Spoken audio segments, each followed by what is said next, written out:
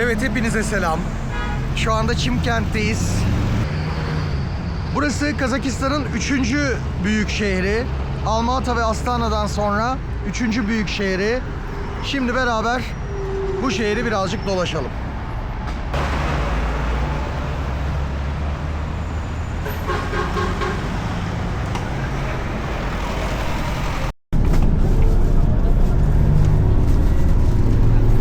Arkadaşlar şimdi otobüsteyiz. Genç bir dostumuzla karşılaştık. Kendisi İngilizce öğretmenliğinde okuyormuş.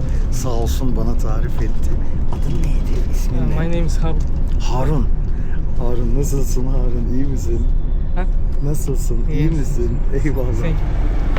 Sağ olsun Harun'la birlikte şimdi camiye doğru gidiyoruz.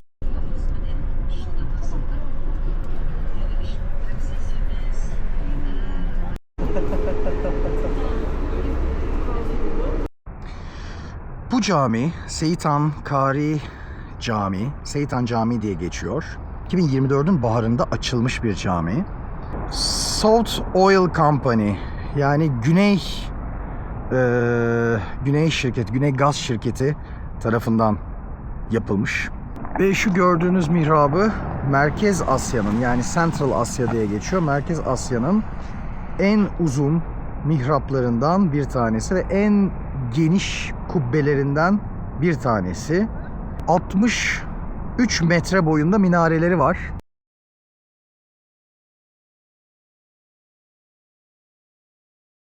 Ve gördüğünüz kubbede yaklaşık 56 metre.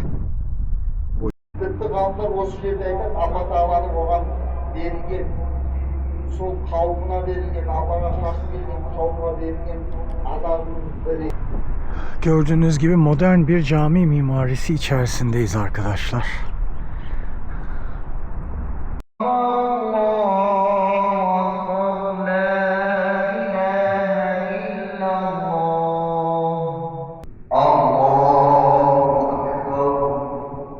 Caminin içi de bu şekilde arkadaşlar.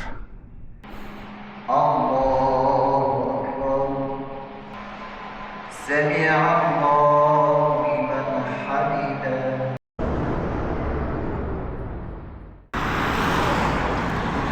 Kazakistan'da çocuklar hala tek tip kıyafet giyiyor. İlkokul çocuklarının tamamının kıyafeti o şekilde.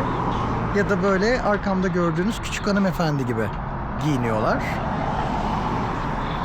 İlkokul kıyafetleri Kazakistan'da bu şekilde. Kentte genel olarak gidilecek yerler, turistik yerler biraz dağınık. Kazakistan'ın 3. büyük kenti bu kent. 2018 yılında büyük şehir olmuş. Yaklaşık 1.200.000 kadar bir nüfusu var resmi sayıya göre. Evet, inenler binenler var. Şöyle geçiyoruz. Dediğim gibi 1.200.000 kadar bir nüfusu var. Şimdi otobüsle diğer noktalarına gidiyoruz.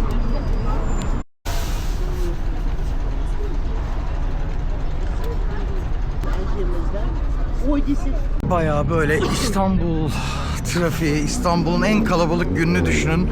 Öyle bir otobüsten indim. Bakın bu otobüs gidiyor. Görebiliyor musunuz? İnanılmaz kalabalık bir otobüstü. Yani kaç kişinin böyle bir tecrübesi olabilir ki Orta Asya'da Kazakistan'ın 3. büyük şehrinde kalabalık bir otobüsle yolculuk yapmak. Yani insanlarla yapışmış bir halde ilerledik, yürüdük. Şimdi de bakın böyle bir okul çıkışı var burada. Zaten okul çıkışı olduğu için duraklar daha da kalabalıktı. Arka arkaya 2 durak. Gerçekten de şunu hissediyorsunuz. Bildiğiniz gibi Kazakistan'da kadın nüfusu daha fazla. Otobüste bile bunu fark ediyorsunuz. Yani Çimkent'te bu daha da mı yoğun bilmiyorum ama çok ciddi anlamda bir kadın nüfusu var. Aynı zamanda Kazakistan modern bir ülke olduğu için, yani en azından kendi çevresindeki ülkelere göre modern bir ülke olduğu için kadınların çalıştığı, sokakta olduğu, okuduğu, eğitim aldığı bir ülke. Yani burada kadınlar aktif diyebiliriz. Kendi bölgesine göre özellikle düşünelim bunu tabi. Yani başka kıtalarla kıyaslamadan, Avrupa ile kıyaslamadan. Ama gayet aktif oldukları bir ülke olduğu görülüyor. Tabi bunda Sovyet'in de etkisi var arkadaşlar. Onu da unutmamak lazım. İyisiyle kötüsüyle. En iyi taraflarından bir tanesi, bütün postkomünist ülkelerde kadınların belli haklarının olması. Bu eski rejimle çok alakalı. Çünkü hemen yanında Afganlara bakıyorsunuz ya da Taliban'a bakıyorsunuz ya da Arap ülkelerine bakıyorsunuz. Pek çoğunda bildiğiniz gibi durum çok farklı. Kadınlar baskı altında. Fakat burada öyle değil. Yani postkomünist ülkelerde öyle değil. Açıkçası erkekler hazırda bekliyor. Bu hissediliyor. Tabular, yani o baskı için hazırda bekliyor ama şimdilik başaramamışlar. Umarım da başaramazlar. Arkadaşlar bildiğiniz gibi Şimkent 12. yüzyılda İpek Yolu üzerinde kurulmuş. Aslında Sayram kenti 10 kilometre dışında, yani şu andaki Şimkent İpek Yolu üzerinde kurulmuş olan Sayram kentinin 10 kilometre dışında. Doğusunda desek daha doğru olur. 10 kilometre doğusunda olan bir kent şu anda. 1924'te ise Çimkent ismini alıyor. Çim bildiğiniz bizim dilimizdeki çim, yani yerde yeşeren otlar. Kentse şehir anlamında. Yani nüfusu ise %55 Kazaklardan oluşuyor. %15'i Ruslar. %15'i Özbekler. Yine %2, onda 7, %3 civarı Tatarlar var. Azeriler var %3,5. Ve bir miktar enteresan bir biçimde son tabi savaşla da birlikte Ukraynalılar ve Koreliler de yaşıyor Çimkent'te. Böyle bir halklar birleşimi olmuş. Tarih boyunca böyledir aslında. Yani ulus devlet her ne kadar tek tipleştirmeye çalışsa da bütün coğrafyalar halklardan oluşur. Bunu gezdiğinizde çok daha net görüyorsunuz. Gerçeklik budur. İdeolojiler bunu farklılaştırmaya çalışsa da gerçeklik budur.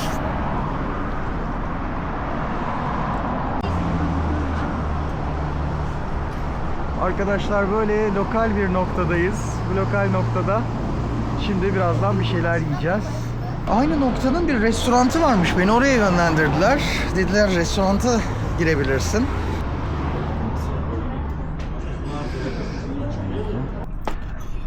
Arkadaşlar buna samsa deniyor. Hem Özbekistan'da var hem Kazakistan'da var. Özbekistan'a henüz gitmedik ama orada da göreceğimizi tahmin ediyorum inşallah. Kazakistan'da bakın böyle bu şekilde.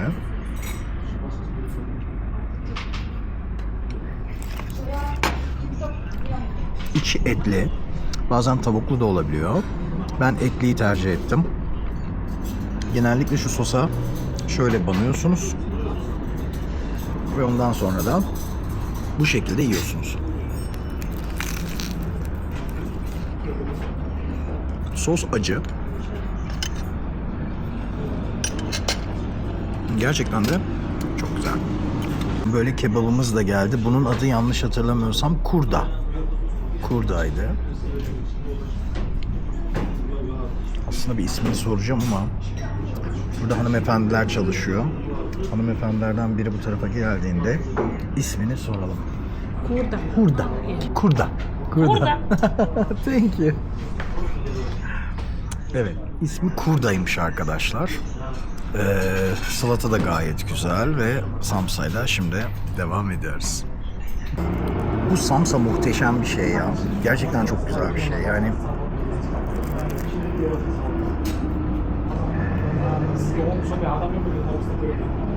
Aldıkları paraya helal olsun. İçindeki o kadar gerçek bir et ki.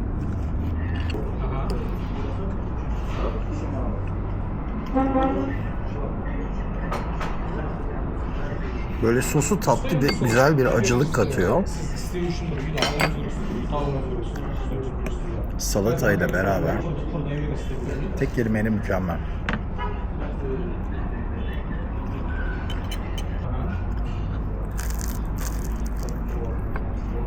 Şimdiye kadar yediğim, yani yolculuk sırasında yediğim en iyi hamur işini burada yedim diyebilirim. Sanırım aynısı Özbeklerde de varmış. Şimdi bundan tadacağız. Sanırım bu inek eti tarzında bir şey, yani at eti değil.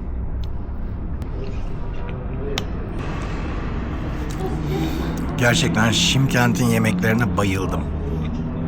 Muhteşem. Tavuklu salata getirdiler. Mayonez, patates, tavuk, domates, küçük kırmızı biberler ve yeşil salata var. O gördüğünüz bütün yemeğe 6500 tenge verdim. Yani yaklaşık 6500 tenge 500 lira. Öyle böyle değil ya. Ya gerçekten Orta Asya'nın sanırım en güzel tarafı bu yemekleri. İnanılmaz kaliteli yemekleri çok ucuza yiyebiliyorsunuz. Samsa dedikleri şey zaten muhteşem bir şeymiş. Bakın şöyle yürüyorum diğer bir taraftan. Yan tarafta da böyle ağaçlar gördüm. O tarafa doğru gidelim. Buraya Çimkent dememişler boşu boşuna. Gerçekten de Kazakistan'ın diğer şehirlerine göre oldukça yeşil. Yani olabildiğince yeşil. Orta Asya'da çok ciddi anlamda upuzun bozkırları geçtik buralara gelirken. Siz de biliyorsunuz. Ama Çimkent'in böyle bir özelliği var. Selamlar, selamlar, selamlar. YouTube, selamlar. Birkaç tane bank görmeye başladım arkadaşlar. Girişte herhalde yoktu. Merhaba. Hello. Hello. Çocuklar çok tatlı. Çok net ve zekiler. Hemen anlıyorlar ya. Ya YouTube ya TikTok. O tip bir şey olduğunu hissediyorlar arkadaşlar. Şöyle bir parka geldik. Bu çok iyi geldi.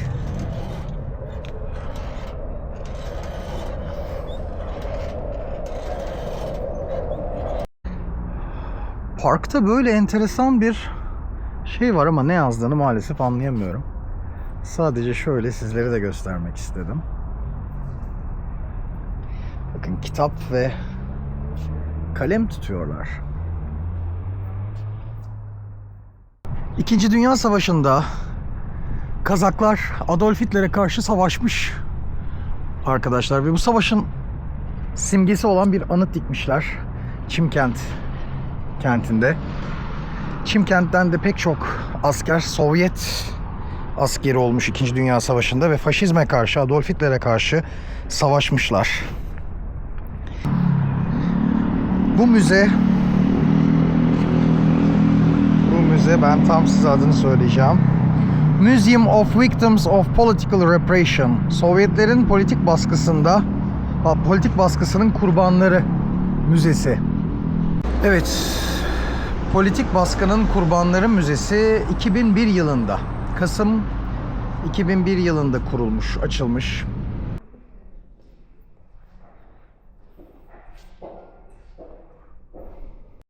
...26 Ağustos 1920'de Bolşevikler Beyaz Rus ordusunu, Beyaz Ordu'yu kovuyorlar ve Alaşların otonomi bölgesini de ele geçiriyorlar ve sonrasında bu bölgeyi Kırgız-Kazak Sosyalist Sovyet Republic şeklinde, yani Sosyalist Cumhuriyete dönüştürüyorlar.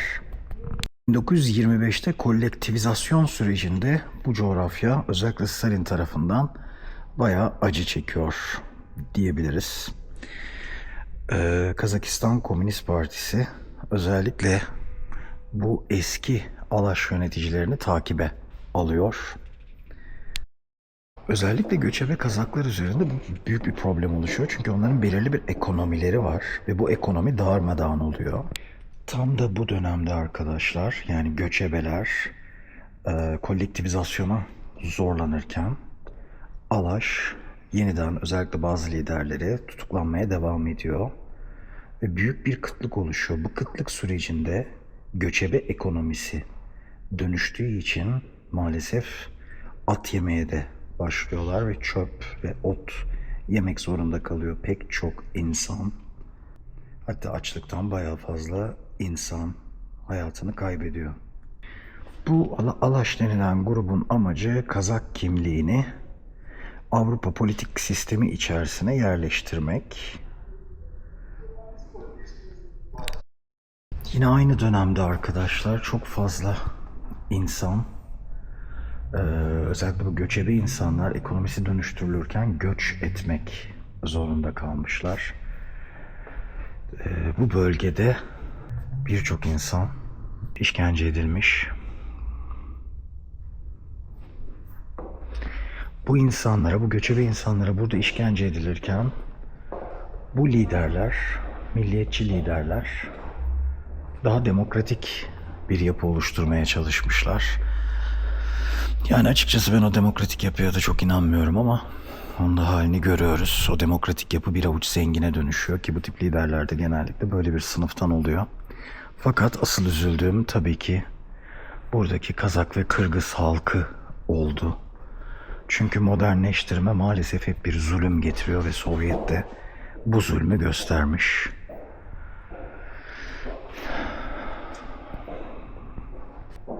Yani sonuçta milliyetçi liderler de bir devlet kurduktan sonra bir sınıf oluşturuyor ve aynı sınırlar içerisinde işçi sınıfını, geniş kitleleri sömürüyor. Bu anlamda Sovyet'ten yine hiçbir farkı yok bence. Fakat göçebe halklar ve bu bölgedeki Kazak, Kırgız halkları anladığım kadarıyla çok fazla yargılanmış.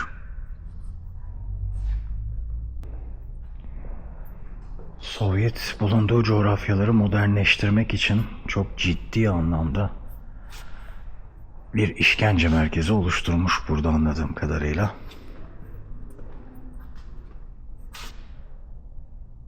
Özellikle göçebeler yani Kazak göçebelerine yerleşik hayata zorluyor. Bu konularda araştırma yapanlar benim yorumlarım sonucunda siyasi görüşüm hakkında bayağı kafaları karışacak gibi. Çünkü ben hem Sovyet'i kötülüyorum hem bazen iyi taraflarını söylüyorum. Bazen bu tip milliyetçi hareketlerin sonucunda kurulan ülkelerin tam bir sömürü mekanizmasına ve özellikle 3. Dünya ülkelerinde büyük şirketlere kendi ülkelerini ve kendi vatandaşlarını peşkeş çeken gruplara dönüştüğünü söylüyorum. Bu anlamda klasik sağ ya da sol üzerinden tanımlanabileceğimi zannetmiyorum. Başka bir siyasi görüşe sahibim. Çok daha alternatifi düşünülebilir. Bütün bu siyasi görüşlerin üzerinde alternatifi düşünülebilir. Çünkü bana hep asıl sorun devlet gibi geliyor. Devlet mekanizmasına sahip olan grup geniş çoğunluğu bir şekilde baskı altında tutuyor. Bakın burada da aslında olan bitene baktığımızda yaklaşık 1917'den 1930'lara kadar 2,5 milyon insan göç ettirilmiş, işkenceye uğramış. Yani göçebe halk bir şekilde modernleştirilmeye çalışılmış. Bazen bunu devlet komünist kimliğiyle yapar, bazen tek bir millet kimliğiyle, bazen bir din adı altında. Ama hep bir gramer bulur devlet. Şuraya bakar mısınız? Bunlar sadece kayıtlı olan liste, insan listesi bunlar arkadaşlar. Yani bu insanların bir kısmı belki eğitim görmüştü ama eminim çoğu göçebe yaşayan Kazak halkıydı. Tabii Kazak, Kırgız, Özbek de vardır içlerinde. Başka halklar da vardır. Bu halklar göçebe yaşıyorlardı. Ve göçebe yaşayan bu insanlar ciddi anlamda zulme uğramışlar. İçlerinde eğitimli olanlar bu zulme karşı çıkmaya çalışırken onları da katletmişler. Böyle duvarlar boyunca bilinen insanlar bu da yani hani bilinmeyenleri de vardır eminim. Binlerce insanı Sovyet katletmiş. Sonrasında bakın yetimhanelere buradan topladıkları kimsesiz kalan çocukları yetimhanelere gönderiyorlar ve orada yetiştiriyorlar. Şurada arkada da Stalin'i görüyorsunuz. Arkadaşlar Goloshkin bu yeniden kolektivizasyonu sağlamaya çalışan Sovyet liderlerden bir tanesi. Ve 19 köy örnek alınarak özellikle kooperatifleştirilmeye çalışırken bu zulüm daha da şiddetleniyor. Tam bu süreçte, yani Sovyetler bunu yapmaya çalışırken ortalıkta çok ciddi anlamda bir açlık da var. Ve en sonunda 1929-1931 yılları arasında, 1929-1931 yılları arasında Suzak ayaklanması, dev bir ayaklanma çıkıyor bölgede. Yaklaşık 80 bin insan, büyük bir sayı, 80 bin göçebe Sovyetlere karşı tam bu bölgede ayaklanıyor. 1929-1931 arasında çok fazla sayıda insan öldürülüyor. 20 kişi tutuklanıyor. жеткізген Голощекин 1928 жылы ел арасында ұлы кәмпеске аталған тәрбиелеу науқанын жүргізіп, қазақ халқын ауыр nöbetке душар etті. Бұдан соң Қазақстанда кеңес үкіметі... Arkadaşlar, Çimkent'e yolunuz düşerse bu müzeye mutlaka gelin. Yani Sovyetlerin bu topraklarda yapmış olduğu zulüm, özellikle 1930'larda yapmış olduğu zulüm, Stalin'in buraya atadığı bir vali ile burada yapılanlar gerçekten de çok korkunç. Yani müze psikolojimi çok bozdu. Stalin'in o valisinin burada yaptıkları, yani hakikaten hala onu düşünerek yürümeye devam ediyorum. Biraz toparlanayım, ondan sonra devam ederiz.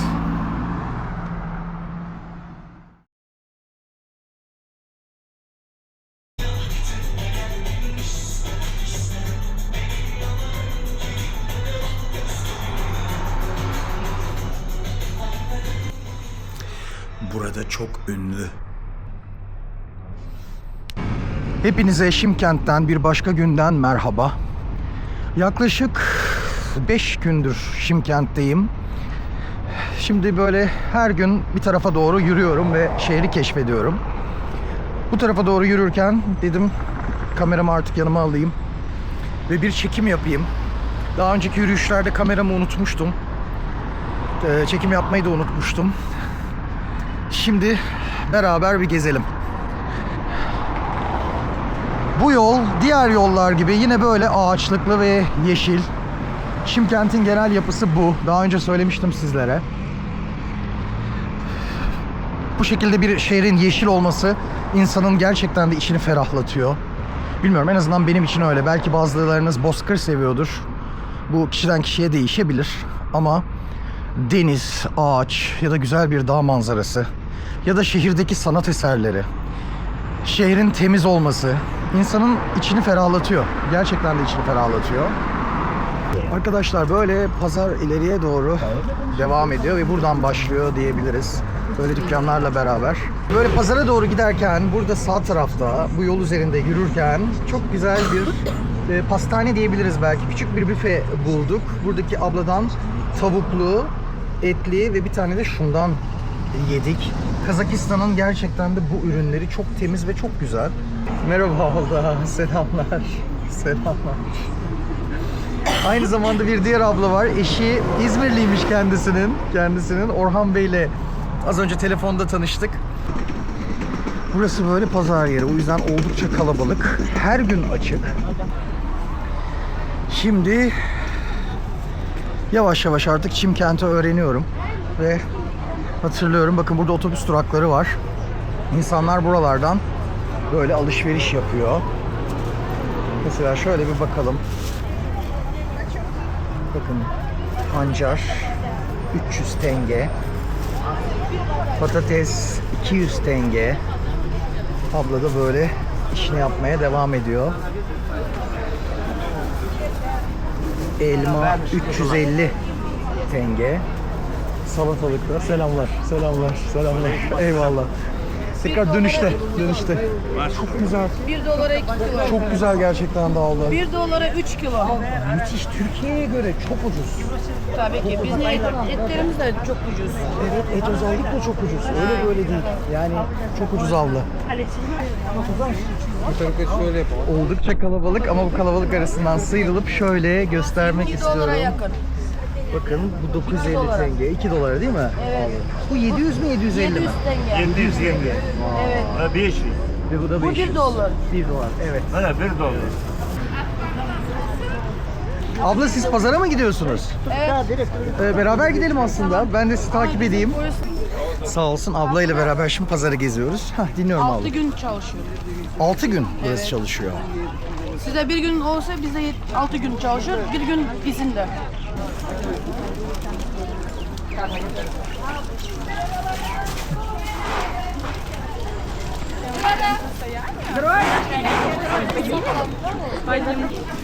Bakın abla bize bu tarafı gösterecek. Burası balıklarmış. Burada donuz satıyor. Ne satıyorlar? Domuz. Domuz. Ha. Burada balıklar. Merhaba. Orada küflenmiş balıklar var. Küflenmiş balık. Evet. Allah Allah. Küflenmiş değil, kurutma balıklar. Kurutulmuş. Ha, Evet. kurutulmuş. Tamam. Kurutulmuş balık. Evet. Allah Allah, çok enteresan. Kenar? Tam turist. Bayağı.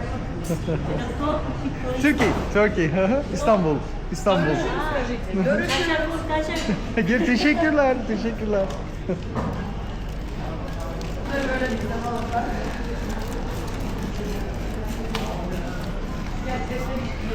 Tamam. Bize en çok gözün bu balığı. Nereden çıkıyor abla bu balıklar? O denizden çıkıyor. Ha yok, geliyor. Anladım. Evet. Balıklar genelde ithalmiş. Ah, buradan çıkış varmış. Selam. Pazarın böyle derinlerine giriyoruz abla sayesinde. Çok iyi oldu karşılaşmamız. At eti. Evet. Bakın Sucuk arkadaşlar. At eti. Merhabalar. Salamat spaghetti. Teşekkürler ablacığım. Sağ ol ablacığım. Eyvallah. Tutamaz. Efendim? Akşam ölürüm beni kimse tutamaz. Bunu sucukları. Sucuklar. Evet. At sucukları değil At mi? sucukları, evet. Günüş. Efendim? Günlük. Yunus mu diyor? Yunus. Yok. Ha isim. İsim mi? Tolga. Tolgat. Bizde dalgat var. Aha, Tolga. Aynı. Speak English? Yes, I can speak English abla. Yes. Very nice, very Oh, good. thank you. And you can speak English Yes, too. yes, yes. Oh, wonderful. Maşallah. How much kilogram is this? Kilogram? Yes. Kança? Sen? Yok, 800, ay, şarmın. 3 şarımın 7 dolar. 7 dolar. Evet. Yani şöyle bir parçası Parçası diyebilir miyiz? değil, kilosu. Kilosu 7 Evet, dolar. 7 Kilosu 7 dolar. Çok teşekkür ederim ablacığım. Sağ olun. Çok teşekkür ederim. Teşekkürler. Çok sağ olun. Thank you very much. Thank you very much ablacığım. Bye. Ah, thank you ablacığım. Teşekkür ederim. Saygılar. Kanday kanalda. Klasik kanalda. How much kilogram? Ne kadar kilosu? 7 dolar. Türk evet Türk. 6,5-7 dolar. 6,5-7 dolar abla.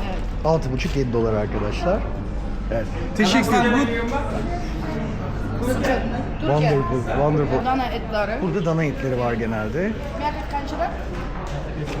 5 mi? 10 dolar. 10 dolar olarak. 10 dolar olarak o kimliksiz. Ha. Temiz et. Temiz, kemiksiz, temiz et. Ne? 4 mi? 8 dolar. Bu da 8 dolar. Evet. Çok teşekkürler. Rahmet. Kaça? 8,5 dolar. 8,5 dolar. Kıyma. Kıyması, evet. kilosu. O dana kıyması, evet, kilosu. Evet. Bize kilogram böyle satıyor. Evet. Burası hep dana. Dana eti, Evet. Bu tarafı at eti, at eti, kuzu eti. kuzu eti. Bu şekilde ayrılmış. Evet. Evet. Selamet. Meğer falana gireceğim mi? Olur. Rusça daha çok Evet. konuşuluyor. Sen de biliyor musun abla Rusça? Biliyorum. Maşallah. Ben 7 dil biliyorum. 7 dil. Evet. Abla maşallah ya. Burada sütten yapılan kurt var, Ha, sütten peynir yapılan. var, yağ var, Yağ tereyağı var, size peynir. geliyor. Aha. Şunlar nedir abla? Şunlar nedir? Kurt. Evet. Allah Allah.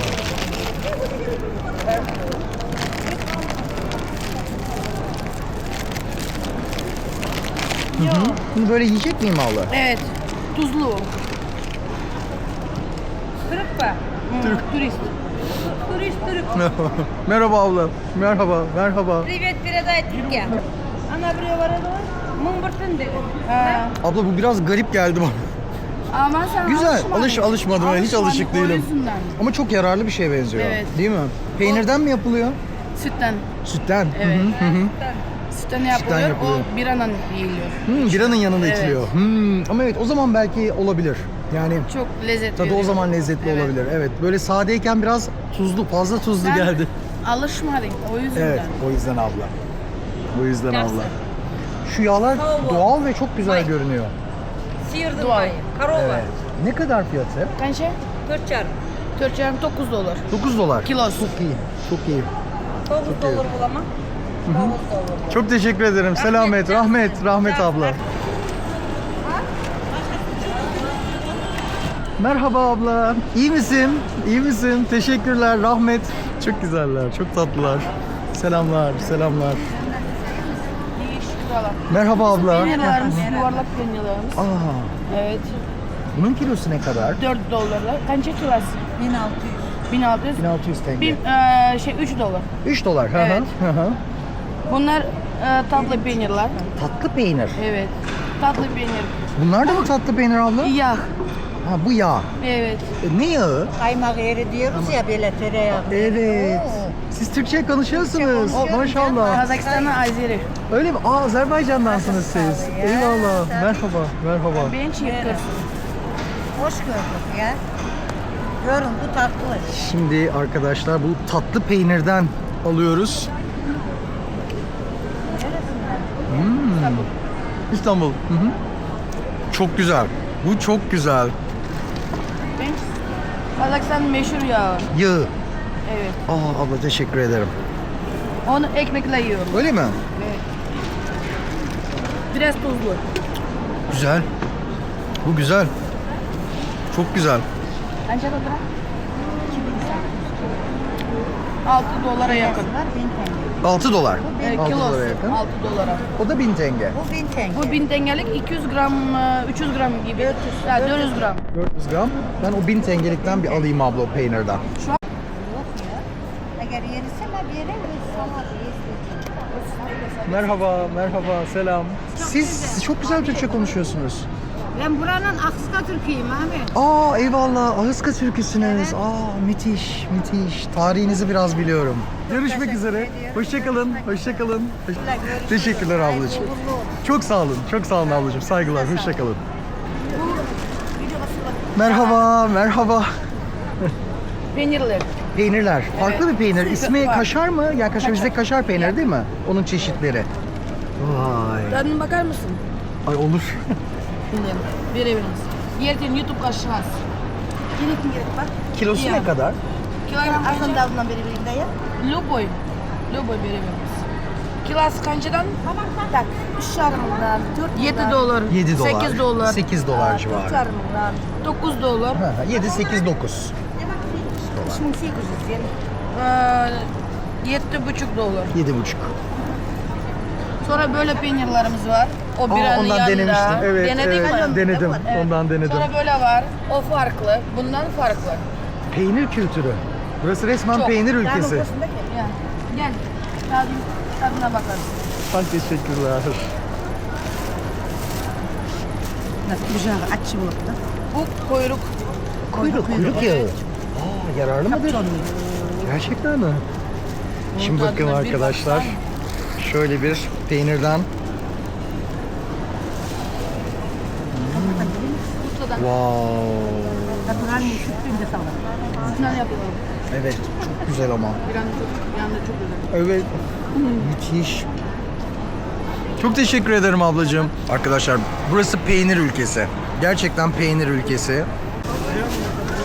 Limonun kilosu 3 dolar. Abla şimdi limon da aldı.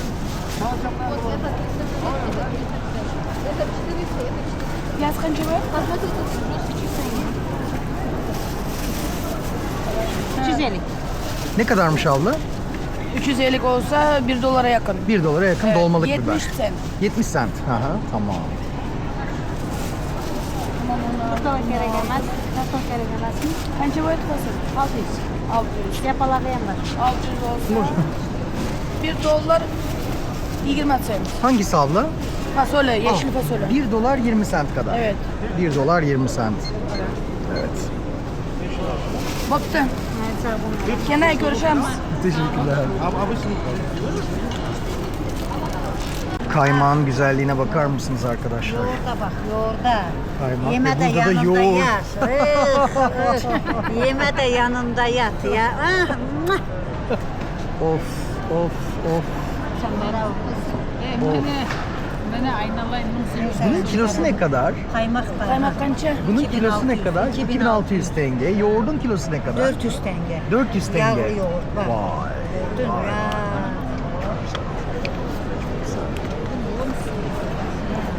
Arkadaşlar burası gerçekten de peynir ve yoğurt cenneti.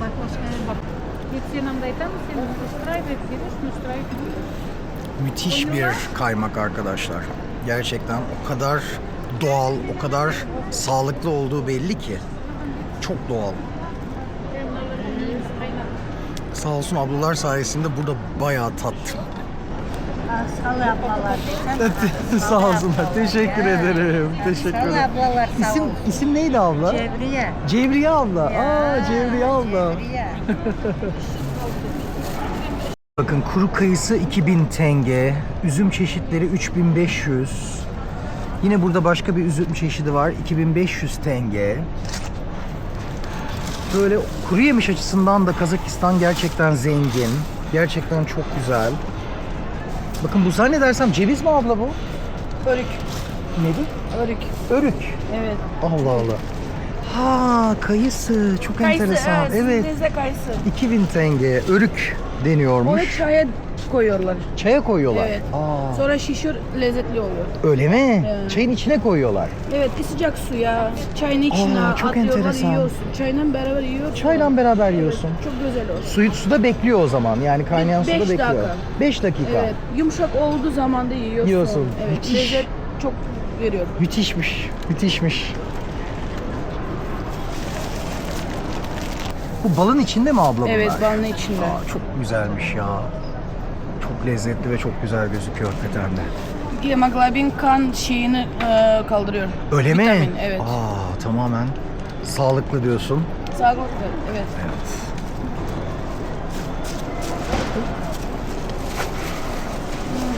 O tarafta bizde altın satılıyor. Hı hı. Yukarıda şaşlık falan, samsa. Şaşlık, samsa oralarda evet. Yiyecek daha çok. Gerçekten de büyük bir pazar arkadaşlar. Biliyorsunuz değil mi bunlara? Evet. Evet. Kıyma, Kıyma. tavuk. Tavuk değil, incuk. Neydi? İncuk. Utka. Utka. Gaz, ördek. Ha, ördek. Kıyma. Bu говядина. Evet, говядина. Dana eti, Dana eti. ciğer. Ciğer. Bu tavuk eti. Tavuk eti. Evet. Şu muydu? Kaz mı dedin abla? Gaz, evet. Kaz. Aa, ördek mi kaz mı hatırlıyor musun? İkisinden biri utka. galiba. Gaz, ördek. Ördek. Ördek. Evet. Aa, çok enteresan. Çok enteresan. Fiyatları ne kadar ördek etinin mesela? Kaçadan şaşlıklarınız? 600, 600 tenge. 550, 550. 1 dolar, 1,5 dolar. 550, 550, 600. Genellikle 1-1,5 dolar Evet. arasında diyebiliriz o zaman. Evet. Arkadaşlar çok ucuz. Gerçekten et yani burası hem et ülkesi hem peynir ülkesi diyebiliriz kesinlikle. Ama limon ülkesi değil maalesef. Limon çok pahalıydı. Sabine abladan şimdi ayrıldık. O eşiyle beraber akşamleyin inşallah tekrar buluşacağız. Ya 40 bin kere maşallah tam bir organizatör. Gerçekten böyle turizm rehberi olabilirmiş. İnanılmaz böyle yönetti, düzenledi. 2 dakikada bizi böyle pazarda her yeri gösterdi. Çıktık ondan sonra. Sağ olsun ya, sağ olsun. Maşallah hakikaten güçlü kadın. Güçlü kadın maşallah. Bu Çimkent'teki bağımsızlık anıtı.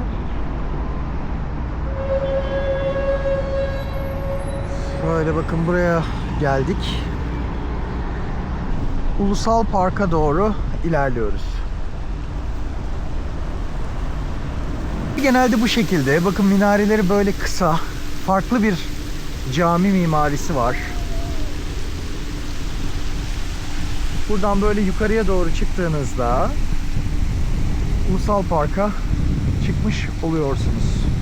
Bu Çimkent'in Ulusal Parkı bağımsızlığının 20. yılında açılmış. Yani 2011'de. Bu her bir sütun Kazakistan'daki farklı etnik grupları temsil ediyor. Bu etnik gruplardan bazılarını saymıştık. Özbekler var. Azerbaycan Türkleri var. Şimdi yeni Ukraynalılar fazlalaştı. Ruslar var. Her biri farklı bir etnik grubu temsil ediyor. Yine Türkmenler var.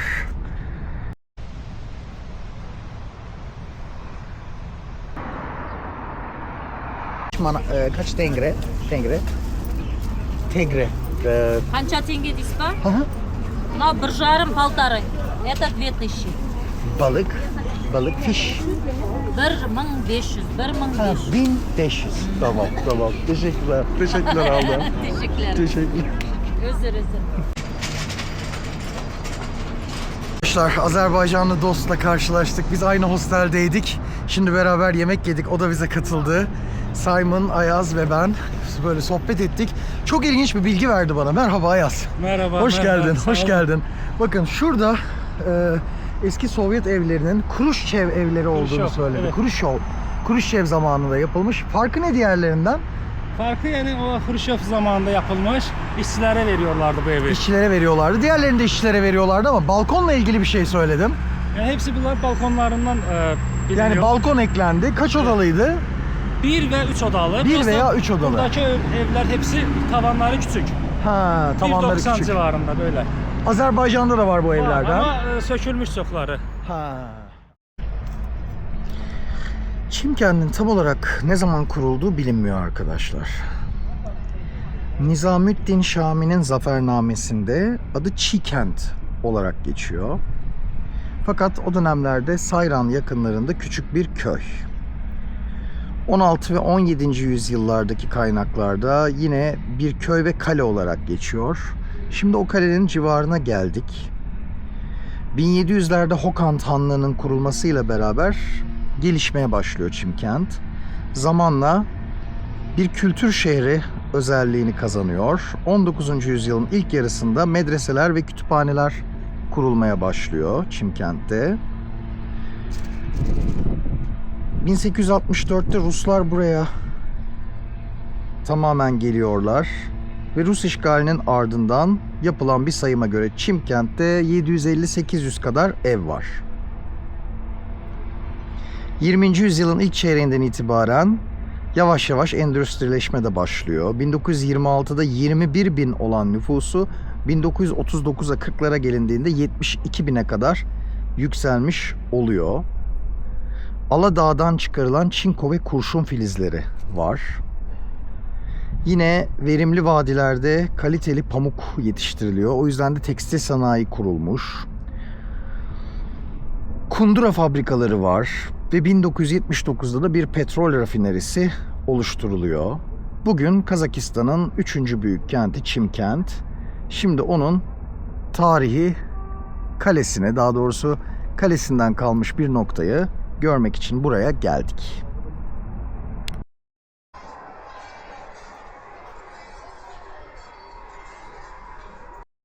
Yine Kazak kültürünün içerisinde olan bir diğer savaş aracı arkadaşlar. Bu kanca. Yani balık tutmak için ya da çapa değil. Bayağı bildiğiniz insan yakalamak için. Bakın mesela ilk defa yazıyla karşılaştık. Fakat yazıyla karşılaştığımız tarih yaklaşık 16. yüzyıl. Oldukça geç. Yani bir yazılı eserle karşılaşıyoruz ve 16. yüzyıl. Çünkü yazı yerleşik kültürün göstergesi. Bütün müzeyi dolaştık. ve yazılı bir eserle karşılaştığımızda onun tarihinin oldukça yeni zamanlarda olduğunu görebiliyoruz. Bu da bu coğrafyanın göçebe, konar göçer olduğunun ispatı. Bu kesinlikle bir küçümseme değil. Göçebe kültüründe kendine has ayrı zenginlikleri vardır. Sadece bir tespit.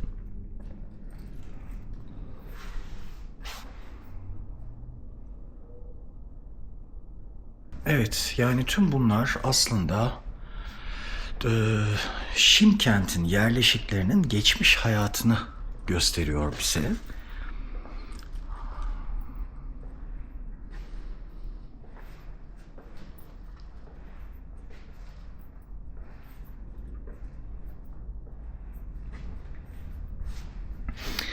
Bakın bu gördüğünüz paralar 14. yüzyıla, 15. yüzyıla kadar geriye gidiyor. Fakat para dediğimde şunu unutmayalım. Burası İpek Yolu üzerinde. Tam bir yerleşim yeri değil. Böyle kervansarayların kurulduğu falan bir yer değil. Ama İpek Yolu üzerinde, yani kervanlar geçiyor. Gayet bu paralar düşmüş olabilir. 9. yüzyılın sonunda, 1800'lü yılların sonunda kullanılan çay semaverleri, yine kazanlar, yine 19. yüzyılla tarihleniyor. Bakın 19. yüzyılla tarihlenen bir başka kumgan.